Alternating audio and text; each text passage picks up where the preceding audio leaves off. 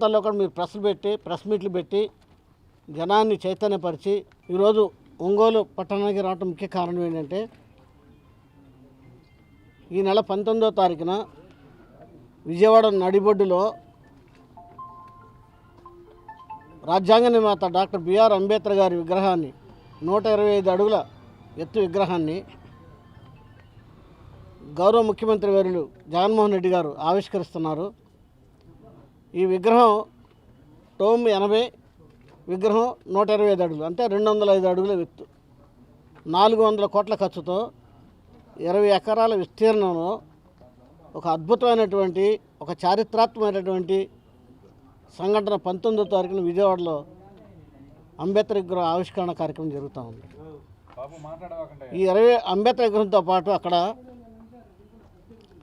3000 మంది కూర్చునేటటువంటి multipurpose convention hall, మరో 2000 మంది కూర్చునే ఓపెన్ థియేటరు, బుద్ధిస్ట్ మాంగ్స్ కూర్చునేటువంటి వాళ్ళకొక సపరేట్గా పెద్ద హాలు, 10,000 బుక్స్తో లైబ్రరీ, ఫౌంటైన్స్, అనేక రకాలైన సదుపాయాలు, అన్ని రకాల సదుపాయాలు ఏర్పాటు చేయడం జరుగుతూ ఉంది.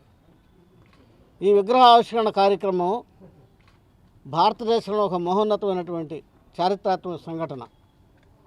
ఈ విగ్రహం ద్వారా విజయవాడ అంబేద్కర్ గారి అంబేద్కర్ స్ఫూర్తివనం ప్రపంచంలోనే ఒక పర్యాటక కేంద్రంగా రూపొందించబడుతుంది. ఈ కార్యక్రమానికి రాష్ట్రంలో నలుమూల నుండి లక్షలాది మంది ప్రజలు బాబాసాహెబ్ అంబేద్కర్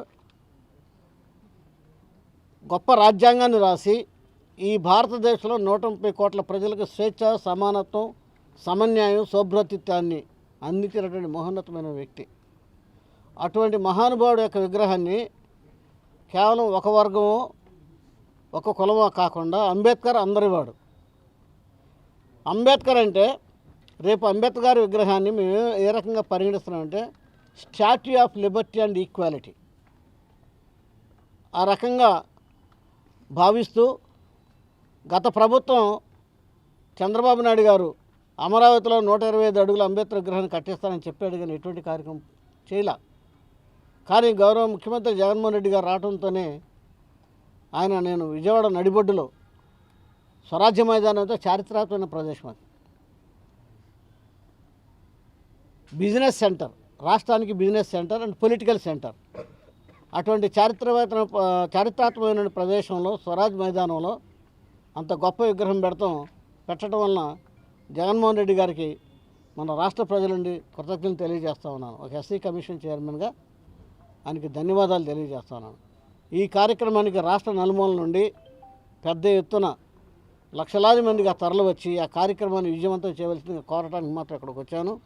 మా మిత్రులందరికీ చెప్తున్నాను, ప్రతి వాళ్ళకి సెల్ ఉంది.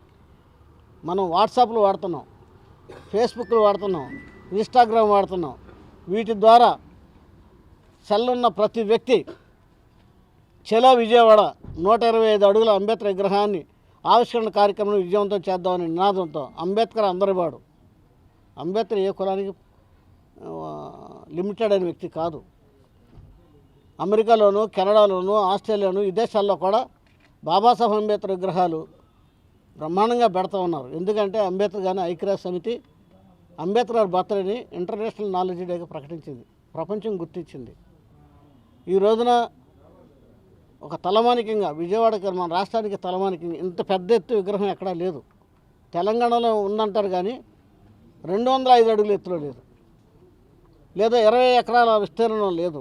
ఎక్కడున్న ఫెసిలిటీస్ అక్కడ లేవు.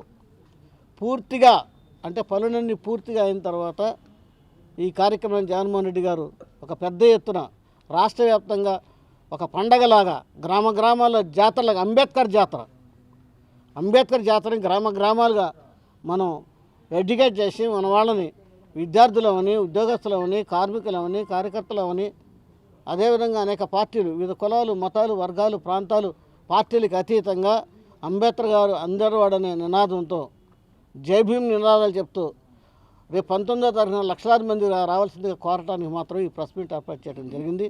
కనుక అందరూ మన గ్రామాలకు వెళ్ళి తరలించి జనానికి ఎడ్యుకేట్ చేసి ఒక బ్రహ్మాండ చరిత్ర భవిష్యత్తులో అంబేద్కర్ గారి శృతివనం ప్రారంభోత్సవ కార్యక్రమం భవిష్యత్తులో ఎప్పుడూ జరగని విధంగా, గతంలో జరగని విధంగా, భవిష్యత్తులో జరగదు అని చాటి చెప్పే విధంగా లక్షలాదిగా తరలి రావాల్సిందిగా అందరికీ పిలిపిస్తున్నాను.